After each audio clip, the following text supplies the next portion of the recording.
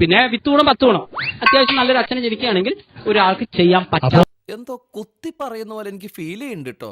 കുത്തിയില്ലല്ലോ, കുത്താൻ പോണല്ലേ ഉള്ളൂ. വിത്തുഗുണം 10 ഗുണം എന്ന് പറഞ്ഞാൽ താങ്കൾ അച്ഛനൊരു കലാകാരനായിരിക്കണം, അല്ലെ കലയെ കലാകാരനായിരുന്നു. വിത്തുഗുണം 10 ഗുണം എന്ന് പറഞ്ഞാൽ നിങ്ങളുടെ വിത്തുഗുണം എന്താണ്? ഞാൻ ആരാണെന്ന് ഈ നാട്ടിലെ പട്ടിക്കും പൂച്ചയ്ക്കും വരെ അറിയാം. അറ്റ്ലീസ്റ്റ് അതെങ്കിലും നീ ഇപ്പൊ 12-ൽ ഒരുത്തനായിരിക്കുന്നു, ഞാൻ 1-ാമനായിരിക്കുന്നു.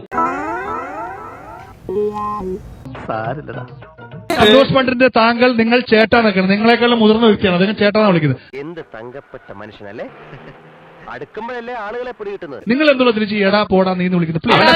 ഇങ്ങനെ സാറേന്ന് വിളിച്ചില്ലെങ്കിൽ ഇങ്ങനെ പ്രശ്നം ഉണ്ടാക്കിയ സ്ഥലം ഞാൻ കണ്ടിട്ടുണ്ട്.